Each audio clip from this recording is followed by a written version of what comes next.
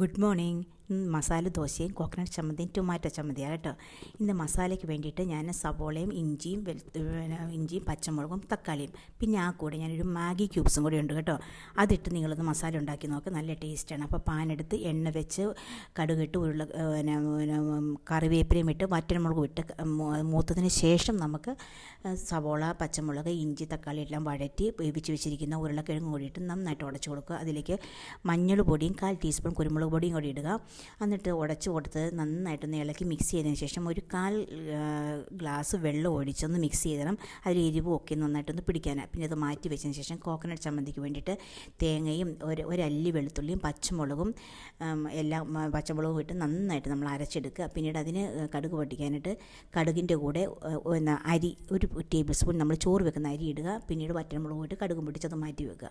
Tomato ചമ്മന്തിക്ക് വേണ്ടിയിട്ട് നമുക്ക് ഉഴുന്ന് പരിപ്പ് ചേർക്കും. പിന്നീട് നമ്മൾ സവോള ചെറുതായിട്ട് അരിയും, തക്കാളിയും വെളുത്തുള്ളിയുടെ 3 അല്ലിയും ചെറിയൊരു പീസ് ഇഞ്ചിയും കൂടി ഇട്ടിട്ട് നന്നായിട്ട് വഴറ്റിയതിന് ശേഷം അത് അരച്ചെടുത്ത് വെക്കണം. ഞങ്ങളുടെ വീഡിയോ കാണുന്നവർ ഞങ്ങൾ സബ്സ്ക്രൈബ് ചെയ്തിട്ടില്ലെങ്കിൽ ഞങ്ങൾക്ക് സബ്സ്ക്രൈബ് ചെയ്യണം, മറക്കല്ലേ. ലൈക്ക് ഷെയറും ചെയ്യണം കേട്ടോ. പിന്നീട് മസാല ദോശയൊക്കെ റെഡിയായി ഞങ്ങൾ കാപ്പി കുടിക്കാൻ പോവാം കേട്ടോ. മസ്റ്റായിട്ട് നിങ്ങൾ ആ മസാല ദോശയ്ക്കകത്ത് ഇതുപോലെ ഒന്ന് ഉണ്ടാക്കി നോക്കി.